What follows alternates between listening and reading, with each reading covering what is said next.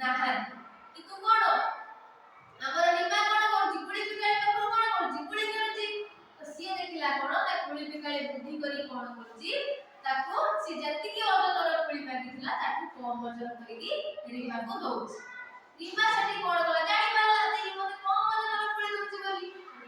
ରିମା ପଚାରିଲା ଯେ ଭାଇ ତମେ କଣ ପାଇଁ କମ ଓଜନର କୁଳି ମତେ ଦଉଛ।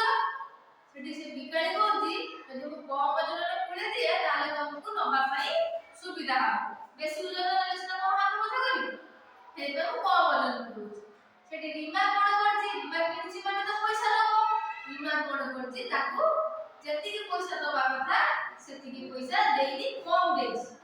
ସେଠି କଣ କୁଳି ବିକାଳି କଣ କରିଥିବ ପଚାରିଥିବ କିଏ ଦୋକାନୀ ପଚାରିଲା ଯେ ତମେ ମତେ କିଲେ ଜାଗାରେ ଅଧିକ କିଲୋର ପଇସା କାହିଁକି ଦେଲ। ସେଠି କଣ କହିଲା ସେଠି ରିମା କଣ କହିଲା ଯେ ତମେ ଯଦି ମତେ କଣ କରିବ କିଲେ ଜାଗାର ଅଧିକ କିଲୋ ଦେଲେ କଣ ପାଇଁ। ଦୋକାନୀ କହିଲା ଯେ ରିମା ତାକୁ ମାଗିଥିଲା କିଲେ ଆମକୁ କୁଳି ମାଗିଥିଲା କିନ୍ତୁ ଦୋକାନୀ ତାକୁ କମ ଓଜନ କରିଥିଲା।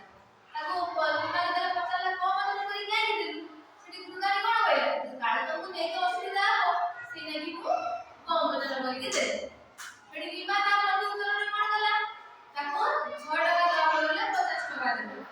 ସେଠି ଯେତେବେଳେ ଦୋକାନୀ ପଚାରିଲା ମତେ କେତେ 50 ଟଙ୍କା ଦେଲ 6 ଟଙ୍କା ବଦଳ ରିମା କଣ କହିଲା ଯଦି ମତେ ଟେକିବା ଲାଗି ଅସୁବିଧା ହଉଛି ତାହେଲେ ମୁଁ ଗଣିବା ଲାଗି ଅସୁବିଧା ହଉଥିବ ସେଥିପାଇଁ ସେ କମ ପଇସା ଦେଲା।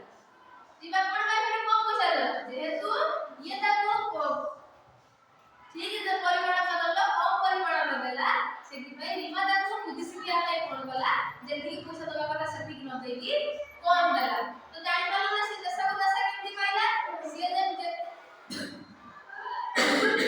ସିଏ ଯେମିତି କୁଳି ଦବାରେ ମାନୁଛି ଗଲା ଠକେଇଲା ସେମିତି ରିମା ମଧ୍ୟ ତାକୁ ବୁଦ୍ଧି ଶିଖେଇଲା କମ ପଇସା ଦେଇକି।